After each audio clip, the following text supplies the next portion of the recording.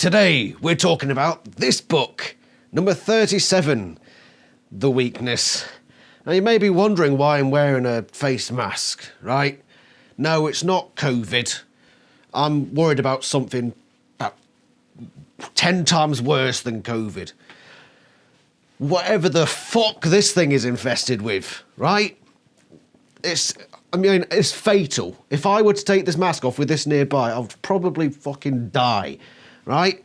So I'm just going to gently put this on the floor and big sigh of relief. I've escaped that. Get away. Number 37, The Weakness. Now, you may have noticed that I've immediately dropped it on the floor. Well, there's a reason. There's a very, very good reason I've dropped it on the floor. Firstly, Hold on. I have actually got to have it up so you can see it. Come on, Okay. Right, book 37. This one has a reputation, as you probably all know. So did the last book, book 36, The Mutation. Now, I went into that book thinking this is going to be crap. Turns out I really liked that book. I went into this one thinking, you know what? It's got a really bad reputation, but so's the last book. I could be surprised by this one. Like fuck, was I surprised. This thing... It's ghostwritten by Elise Smith, who I believe did book 30, which I gave a 7 out of 10. And I will start by just going over some stuff. So the writing's fine. The actual style of writing, the flow of writing, the pacing, let's just forget that bit. She wrote well. There were very few grammatical errors. Right, that's the positive out of the way. Now let's concentrate on the negatives. The plot. Right, so we start off knowing that Jake has gone. He hasn't left any post-it notes or anything. He's just buggered off for, they say, a few days. A few days, right? The Animorphs have figured out where Visser 3 feeds now, because remember in book 8, the alien, they found out where he fed, so they went to attack him, and they were actually relatively successful. So this time they say, right, we found out where he's feeding now, so let's try a completely different idea. You know, the one we did before works, but we'll try something new this time.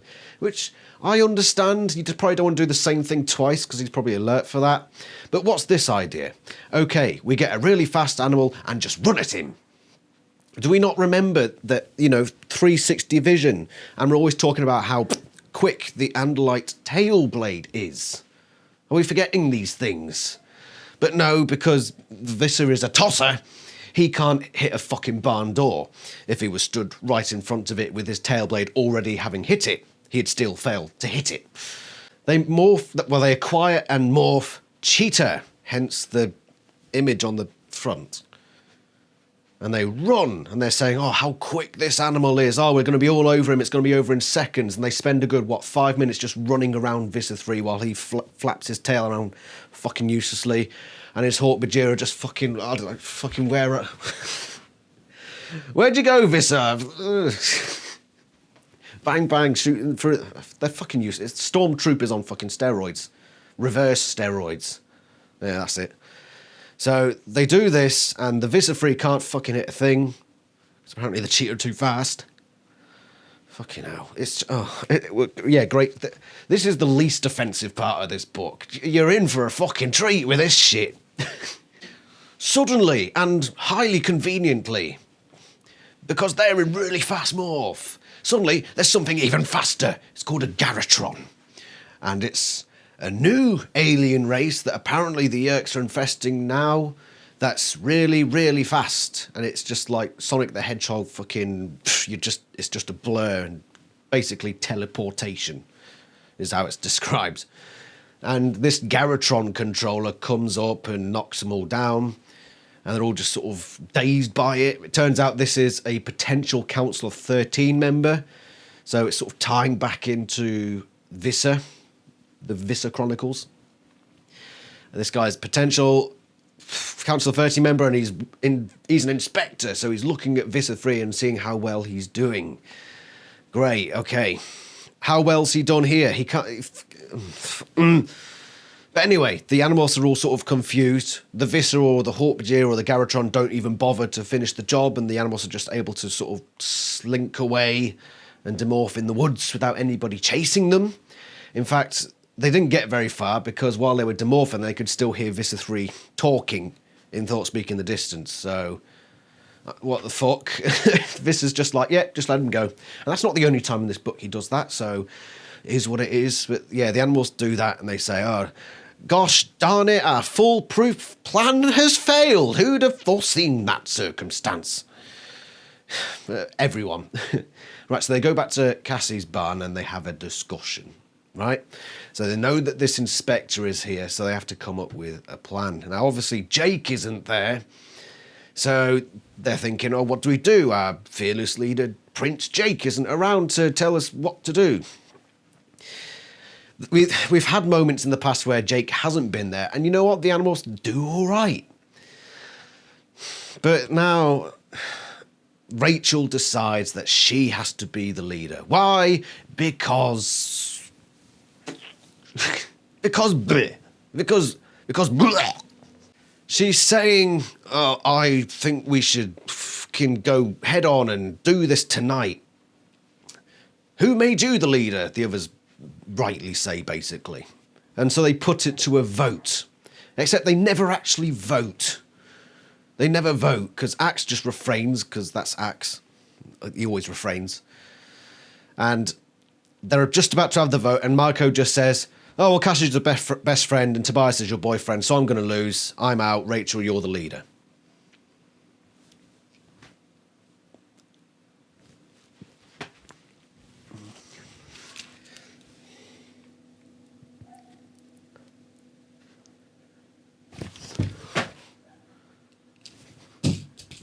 Have these people learnt nothing from 36 books? I almost smashed a spare light bulb. Have they learnt fucking nothing? Honest to fucking God. Rachel is incapable of leading. Just look at how she's talking here now. And they're not even going to fucking vote. And do you know what's the worst part of this? There are hints throughout this book that suggest that at least Tobias would not have voted for Rachel. Seriously, Tobias, if you weren't going to vote for Rachel, you put your fucking wing up there and you say, hold on, no, Marco, don't count on me voting for Rachel. No, he just sits there like fucking... fucking... You're in the midst of a fucking war! And you're gonna let this shit happen. You're just gonna Oh, Rachel's a psycho. Let's have a vote. You know, they're ending the vote just assuming Rachel would win, but I would vote against Rachel. But you know what? I'm just gonna sit here and say nothing, you know. Who cares about if humanity dies or not? Oh, my fucking God. So yeah, Marco hands Rachel a vote, assuming that she'd win, even though the other animals secretly know that she wouldn't have won, but say nothing to stop this from happening. And so Rachel becomes leader and she comes up with a plan. And the plan is to make the Visser look bad in front of the inspector. How is she going to do that? By making it seem as if the Andalites are attacking loads of random yurt places. Great plan. And you know, I hate to have to pick it up. Right. Page 25. I say we wait, Marco said abruptly. This is talking about the plan. When's Jake getting back? 2-3 days? We wait. I like the idea, Rachel, but this mission is potentially too dangerous to do without him. Why the fuck didn't you say that in the first fucking chapter of the book? This mission's too dangerous. What about the one where you've just run at Visser 3 out in the open with Hork-Bajir everywhere? Oh, that's not dangerous at all. That's a fucking walk in the park. Fucking... shit. It's just fucking wild. Not a page of this book goes by where I'm not vomiting. Obviously, I did it when I was reading it, and it's all come up now, so I can't do it in front of the camera, nor do I want to do it in front of you. But this book is quite literally vomit-inducing.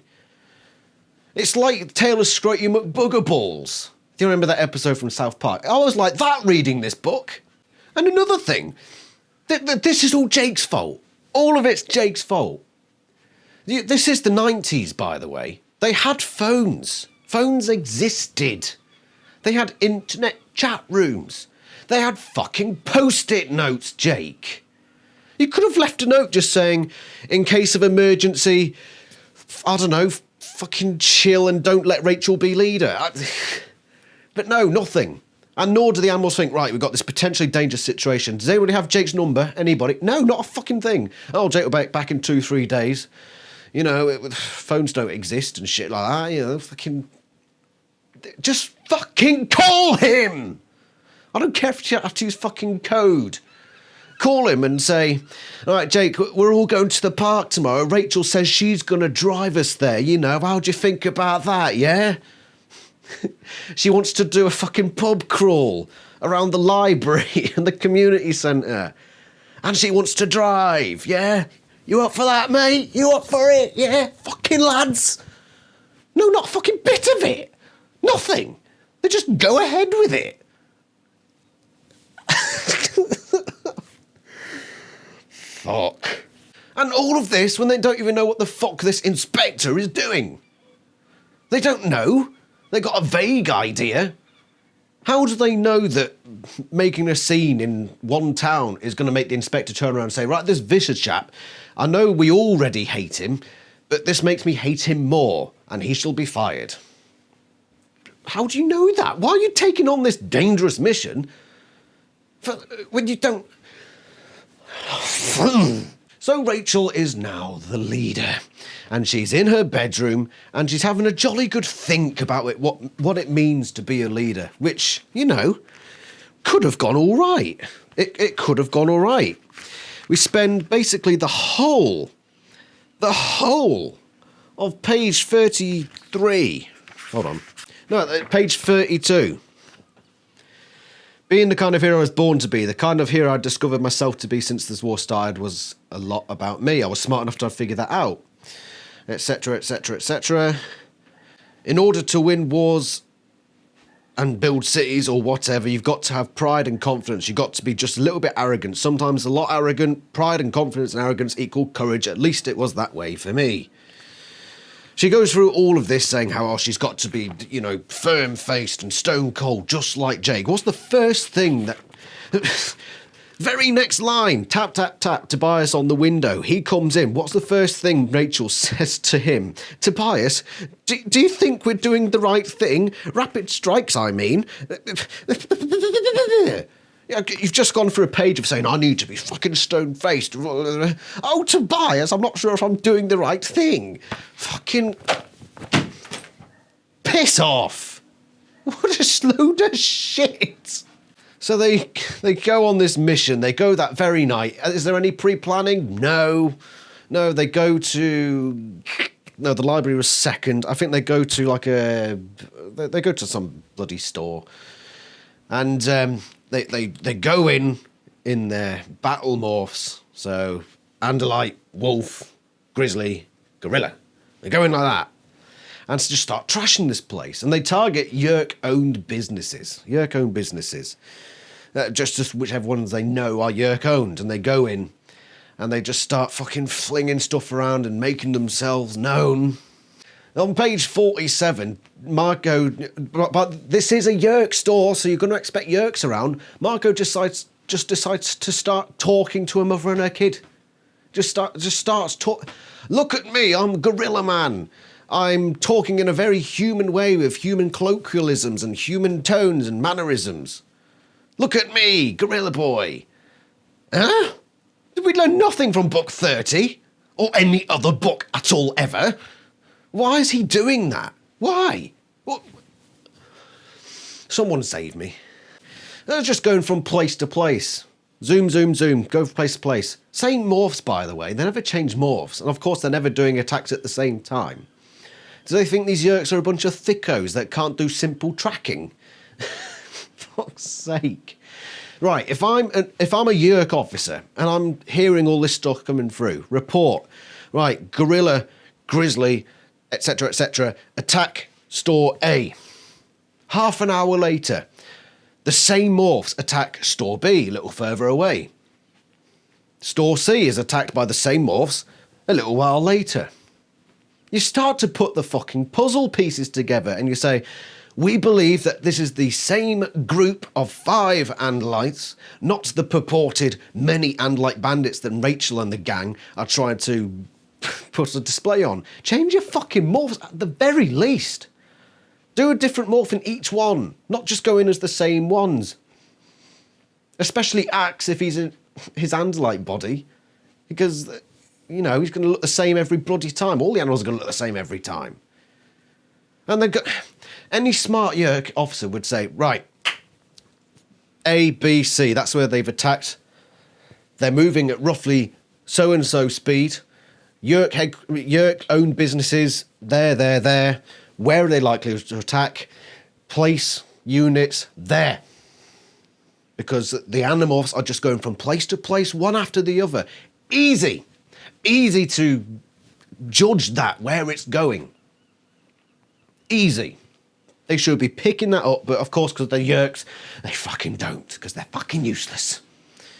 There's one where they're in like a TV studio or whatever, and Tobias notes after they've been in there, there's this old guy that fell over, and at first they're just like, oh, he was probably just tired and wanted a nap, and whatever, and they go on about it. Then they go on a few more little sprees, and I've just got to point out, this is the point where I realised what was going on here specifically, because there are a few bits near the start of the book where Rachel was saying, oh, I'm angry that they did so-and-so to Tobias and all this sort of stuff, and they're going through very specific places, and it's a revenge mission for her. She's out there for vengeance. Why do you think she's determined to get the community centre at the end, despite the fact that they've pretty much got the job done? She's doing this for her own personal fucking vendetta. This is... Why has nobody in the Animorphs team stood up and said, right, Rachel, this is obviously a vengeance mission. You stop this right now. This is irresponsible. No one, not even Marco, Mr. A to B, Mr. Simple, Sensible, Logical, not even he, puts his fucking hands up and said, right, we know what this is about now. This is a fucking vengeance mission. Put a fucking sock in it, Rachel. I'm taking charge. No, not a bit of it. Not even fucking call Jake up and tell him what Rachel's been doing, the mean thing she's done. She's a fucking bully in this book. There was a part where just some random guy at a counter that she just took a random... just didn't like him. Decided to do the whole thing where she scanned his ass and sent it out to the manager. That's bullying. And you think, oh, it's a Yerk, what does it... That's a fucking innocent host in there as well. You do fucking realise that, don't you? Bully. Actual fucking bully. Disgraceful. Rachel's character at this point is in fucking tatters. And not only that, she is just unlikable, frankly. I know that there are Rachel fans out there, and I get it. You see her probably in a different light than I do, and I understand that. And I'm not going to say that you can't like Rachel or whatever like that. That's entirely your opinion, but I'm talking from my opinion now. She is fucking unlikable. She is a bully. She's mean-spirited. She's vengeful, and she's prideful, and she's a fucking schizo. I hate to have to use that in that sort of way, but look at the way this book is written. She's flipping back and forth. Back and forth. One chapter she's crying, and fucking next chapter she's fucking bullying random human controllers and fucking this, that, and the other, and getting all excited about not killing, but attacking people. It's schizophrenic. It quite literally is schizophrenic. She's psychotic. And not another one of these fucking Animorphs decides to fucking point it out. Why? Fuck. Piss take. So they're on their way to the next place, where apparently the Yerks still haven't been able to ambush. And they see it. Cassie and Rachel are walking along, diddly-diddly. And they see a TV screen in a shop window, and it's talking about what's happened in the TV studio that they attacked earlier. And it turned out that the old man that fell over, that they thought was taking a little nap, actually died. He died. Yes, that's right, he died. And what do we make of that?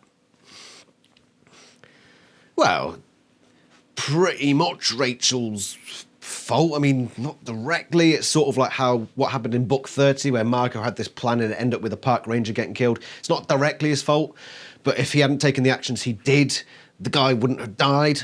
So, and what do the Animorphs say about it? Well, Rachel just decides to go, no, not my fault. No, not Jake wasn't here. It must be his fault. What a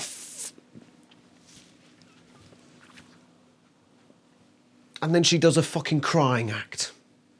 And then she just goes back to mean Rachel and starts saying, no, we're going to continue. We're going to go after the community centre.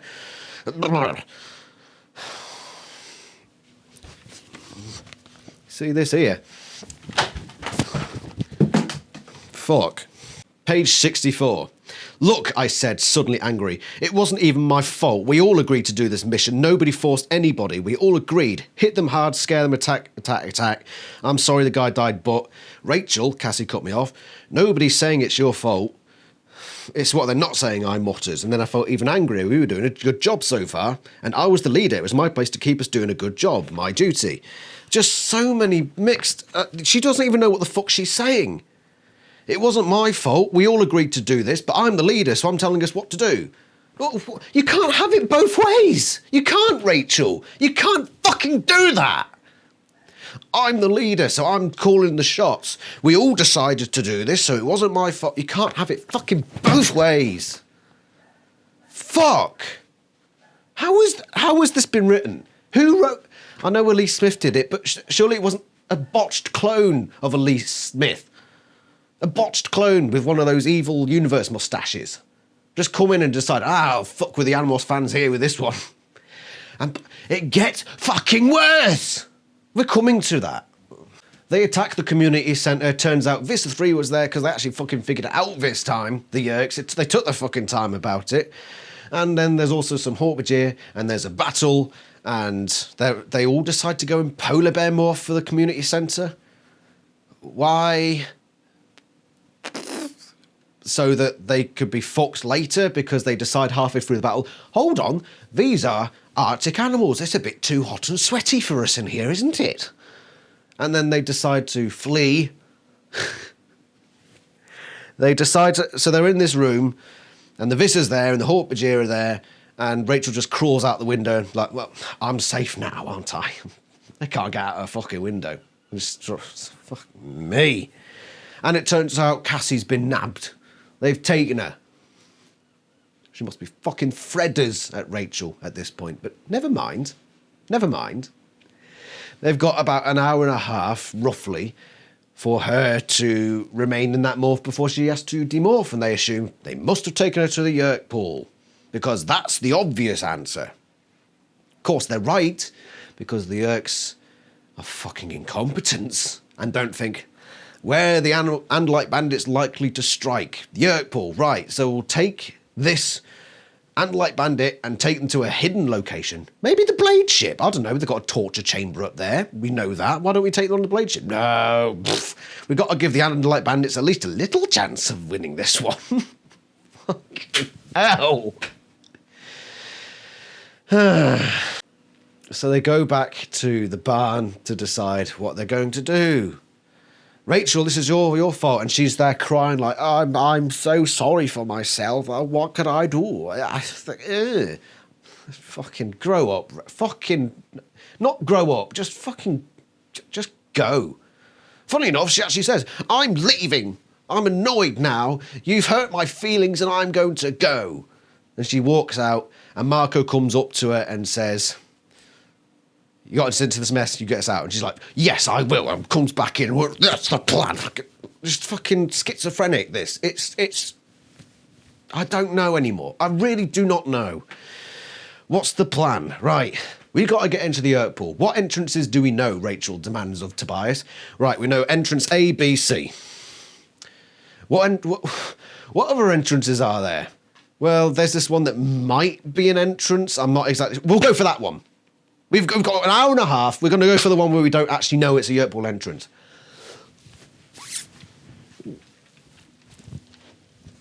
Fucking... I've done it. I didn't want to do it, but I've fucking done it. You have an hour and a half to save Cassie. You know these yurt pool entrances. Let's go for one that we think might be an entrance. What the fuck?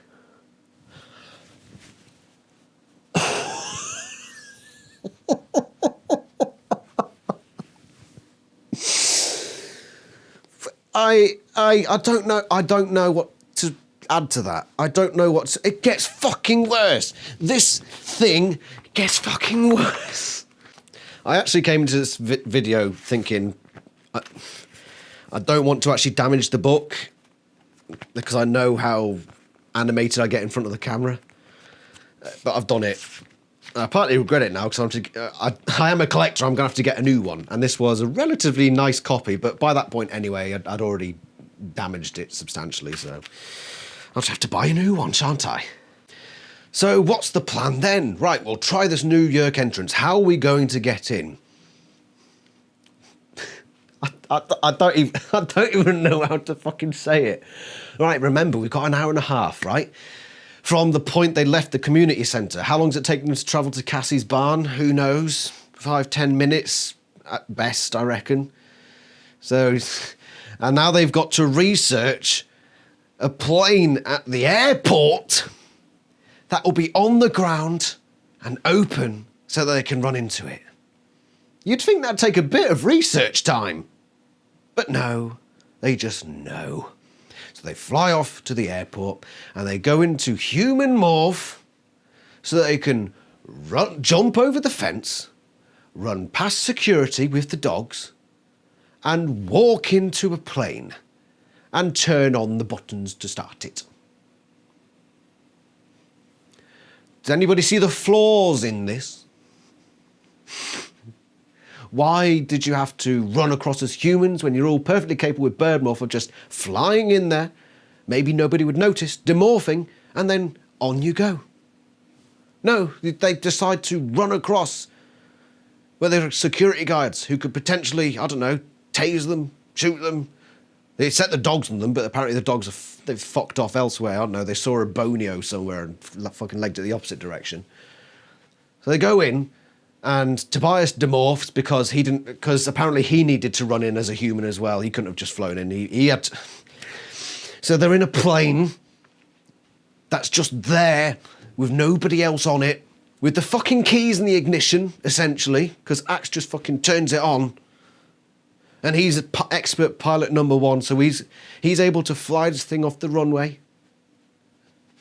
The Animorphs are able to lock the door and nobody can get in. Oh my God, right. So Axe being expert flyer.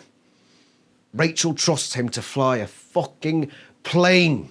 Now I understand it. He's an Andalite. He's flown fighters before. Put it this way. I drive a car much more advanced than, say, a traction engine. You know, big steam chimney, fucking flywheel going at your side. I wouldn't have a fucking clue how to start one of them. I wouldn't have a fucking clue. The car's far more advanced.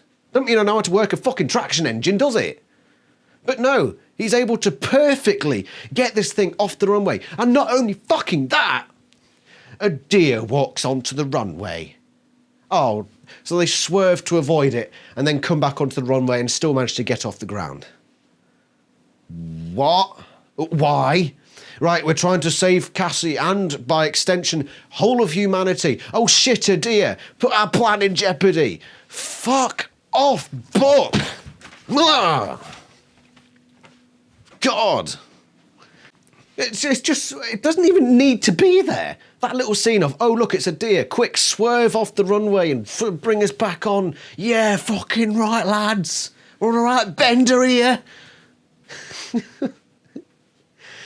Why? Why was that scene there? It served no purpose. It just made it look stupider than it already is. That's all it did. Fuck. So they fly off. Expert pilot Axe going along. And what's the great plan? They're going to fly the plane into a high-rise in the middle of town. Now, before you say anything, I'm not making a 9/11 joke. I'm actually not. That's actually what happens in the book. They fly a plane into a building in the middle of town. What? Are you fucking serious? This is unfucking-believable. How?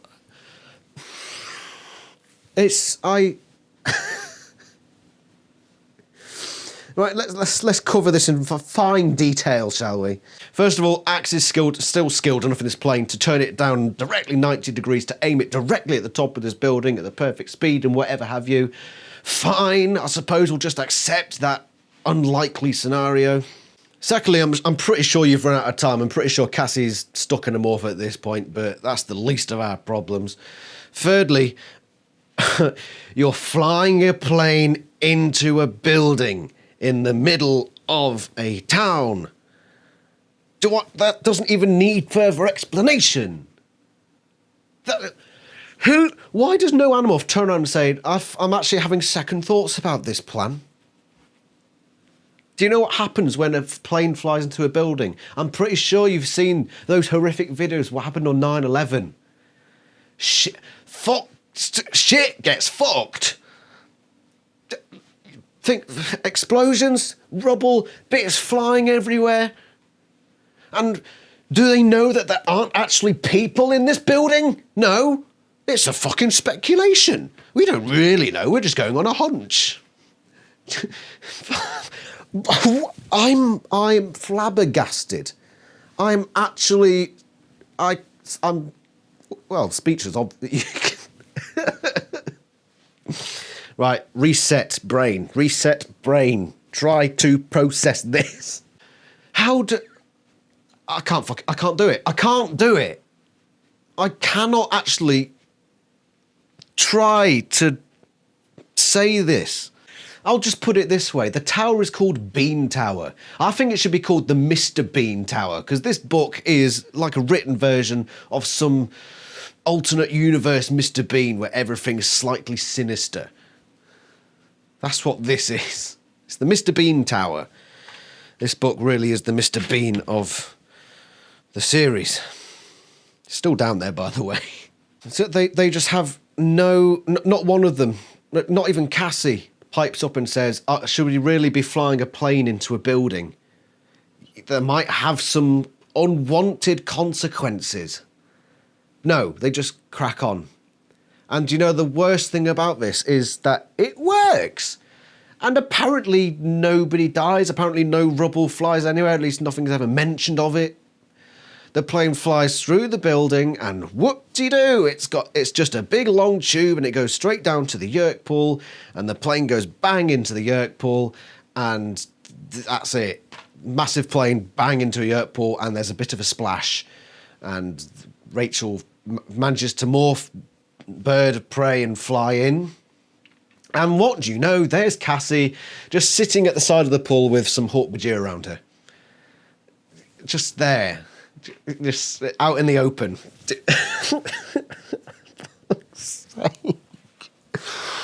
Why didn't they just get the fucking Chi to go in there? I've just thought that. They got in Visa. They just fucking walked in. Why can't they do that again? Why do they have to do this fucking plane flying through a fucking building to get in there? Why? Let's just move on. Cassie half demorphs and half morphs back to Polar Bear to heal herself from her injuries while the Hawk-Bajir just fucking dispatched like they don't give a shit. It's like, oh, here come the bandits again. Oh, fucking blind now. Oh, what you gonna do? Cassie half demorphs to human and not a single yerk in the yerk pool notices this. No, okay. And so she morphs back to Polar Bear and causes a bit of havoc. And then the Visser shows up, of course, and he does the whole mustache twirling, and the Garrotron Inspector is there as well, and they have a little bit of an argument, and they're on, Cassie and Rachel are on the edge of the pier. The other Animorphs are fucking God knows where, doing shit all as far as I'm concerned. The Hunter robots, that we established in book 17 and saw again in... I forget which one. That doesn't exist anymore. No, they're gone. They fucked off. They don't exist in this universe anymore, according to this book. No. And then the Garrotron says, I'll take care of the... By the way, the Garrotrons have this really annoying way of speaking where every word in the sentence is just combined. It doesn't make it easy to read. It's supposed to make it seem faster, but as I'm reading it, I'm reading much slower because I'm trying to take the words apart to read them. It has the opposite effect of what it's trying to get across. You know, that's the least of this book's fucking problems. The Garrotron starts running around Cassie. That's all it does. It's Tasmanian deviling around Cassie. And then, yay, Deus Ex Machina, yeah. Tobias comes in with Marco in Cobra Morph, drops Marco down. Cobra Marco slivers up and bites the Garrotron, envenomates him, slivers off, and the Animorphs fuck off, back out. Does the Visser do anything about them? No. It's just like earlier in the book, he doesn't fucking bother anymore. He doesn't give a shit anymore. Oh, the Animorphs and the Andalite Bandits leaving. Oh, fuck it, we'll try again next time, lads. You know? It's fucking pathetic. But also, this Garrotron is fucking whirling, fucking like that, like a fucking blender around Cassie. And Marco's just able to go, pip, envenomated, let's go. Right, one of two things will happen. He'll miss, just as everything fucking else missed this thing earlier. Or two, he'd be blown to fucking smithereens. Do you see what happens when something gets hit by an object going at fucking mega miles an hour? They just go, pfft. Marco would just go, he would just be torn in half. He'd just go, pfft. No, apparently, you know, he's fine. He's absolutely fine. Laws of physics be damned, book. Isn't that right? Fucking book. And that's it. That's the end of the fucking book. Right, so there's a bit at the end that I want to cover. And it's fucking awful, right? What do you expect at this point, honestly? What do you expect? It's fucking gopping. This has got to be the most offensive part of the book. I mean, forget the whole plane into building thing. This is just downright offensive. Remember the old man who died and Rachel's like, oh, I feel so sad. And then we get to the end of the book and she decides, oh, I won't go to his funeral, but I will talk to his grandson or whatever. And this just blew my fucking mind. Somehow she gave me permission to speak with her son, talking about his mother. He was about Sarah's age. He was okay with the death now. He was okay with it. Oh, that grandpa, what a kidder. Actually, I don't really care that he died. At least he seemed okay. Oh my God. The news also said that the old man had a history of serious heart trouble, that he was bound to die at any time. Well, that just makes it all right, doesn't it? How offensive do you want a fucking be book? Rachel gets someone killed, and then the end of the book is just like, oh, he was going to die anyway. Oh, and his grandson was just like, I didn't really like him. He didn't give me any money. And then Rachel's just like, I'm cool now. I cannot believe, and then it gets worse. How does it get worse? It does. Jake, she runs out of this house with this kid, and then Jake's just there, just right in front. It's just fucking teleports in front of her, and then so she says, "You're back." Jake raised an eyebrow. You noticed? Blah blah blah blah blah. And what does Jake say after all this travesty, flying planes into buildings, getting an old guy killed and all that sort of stuff, all this fucking shit plan? How many Animorphs were there when you started? 6. And now? Still 6. Yeah, I didn't get anyone killed. Well, that's the first thing to do, you know. Don't get anyone killed. If it makes you feel better, the others think you did pretty well. Fucking... Pathetic. Jake... Fucking cold, calculated leader Jake. You didn't get anyone killed apart from that guy whose grandson you literally just came out of the door from, that you just got killed. But we didn't get killed, so it's A-OK. In fact, they said you did really well. No! How the fuck do you come to that fucking conclusion? Jake, you have to say, you are not fucking doing that again. Never will you be in a leadership role. You can tag along if you want, but you're not fucking leading a thing. That's what he should be saying. He's giving it the whole flowery, oh, you did all right, you know. At least none of us died. That's all right, man. Have a join. You know, fucking... Pathetic. Utterly fucking pathetic. So Jake's all right with anything happening so long as none of those 6 die. He's all right with that. You know, the whole world could end, but as long as those 6 don't die, he's all right. It's cool. Yeah, chill. No book. And that was the final fucking insult. I think there was, which, I can't remember what page it's on, and I can't see which page it's on. Right, yeah, so the last line of the book is Rachel saying to Jake, don't ever, ever go away again. Thank you. The only decent line in the book is the very last line. Don't ever leave us again, Jake, please, for the love of God, do not leave us again. If this is an example of what happens when you're not there for the whole book, oh. Right, so let's get Jake's score out of the way, just because he was only in one scene, but I'm still going to rate him because this is his fucking fault to begin with. The fact that he didn't give him any orders. As a leader, even in your absence, you're supposed to know what your team is doing, and they are supposed to know what they're doing. Except the Animorphs were just like, oh, what the fuck do we do? I suppose we just hire Rachel as leader. What do you do? No, Jake, you need to leave them firm instructions, and look at the fucking disaster that happened because you didn't. And then at the very end, to just say, oh, it's all right. Fucking no, you do not do that. You're getting a 2 out of 10 for this one. Fucking pathetic. You were in this book for what, a page, and you get a 2 out of 10. You may be wondering why I've got the separation here. Do you know why? Because I got halfway through this book and I realised we're just reading the separation part 2.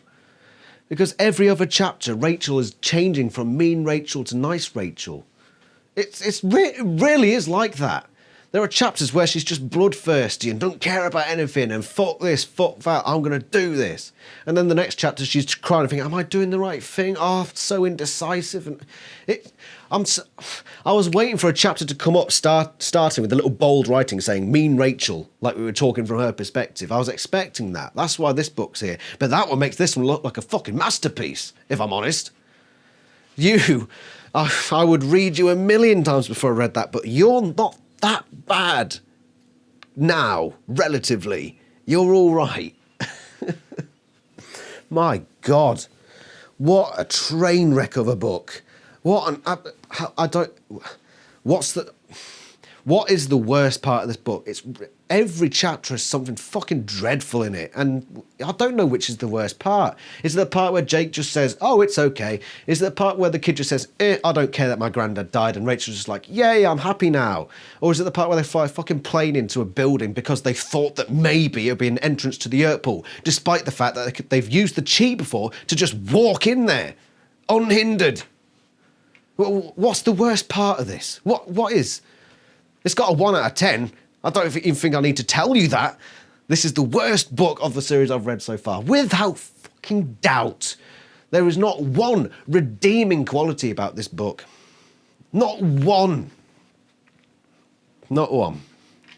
I actually don't know what happened, and I don't know how it got past editing. I really do not.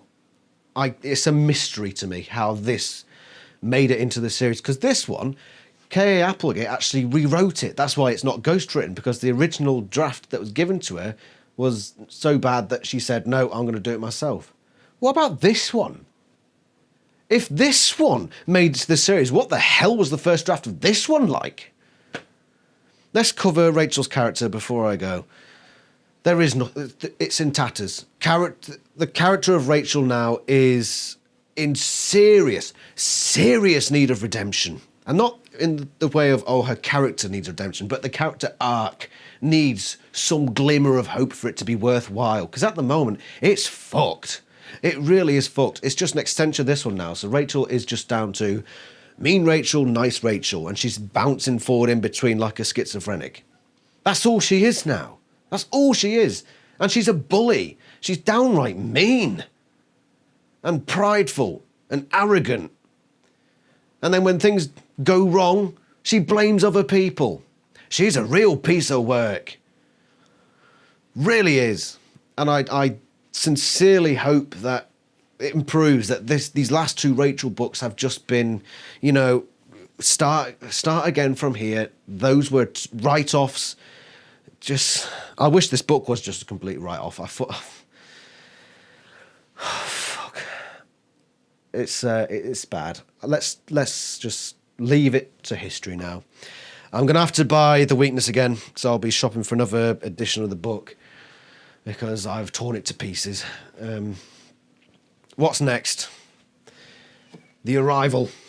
It's an Axe book, and I don't think you're going to get shredded. In fact, I think after reading 37, I've got this one's going to get a 10 out of 10 for, I don't know, Rachel isn't being a shithole, and they'll give it a 10 out of 10 just for that reason alone. Well, it's not that off there.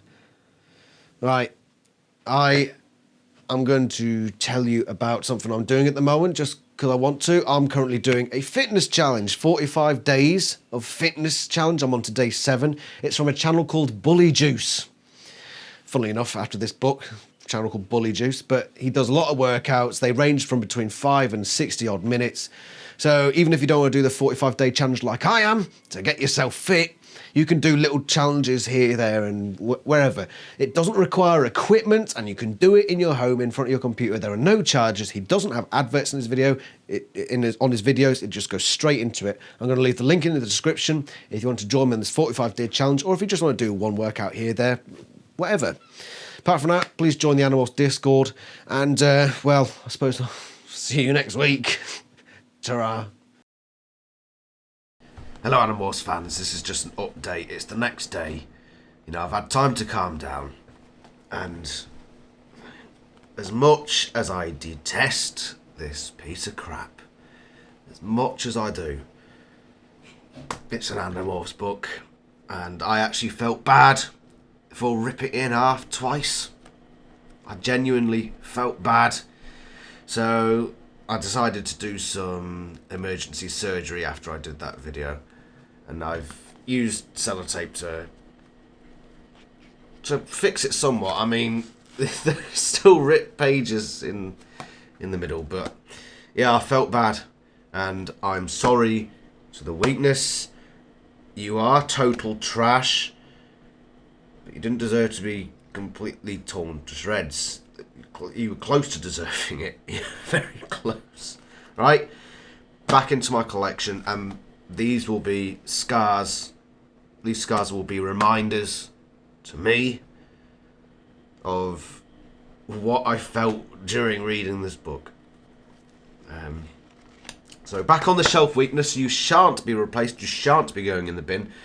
Never let a good Animorphs book go to waste. So you've been patched up. You're going back on the shelf. And that's that. So I'll see you for the next video. Ta-ra.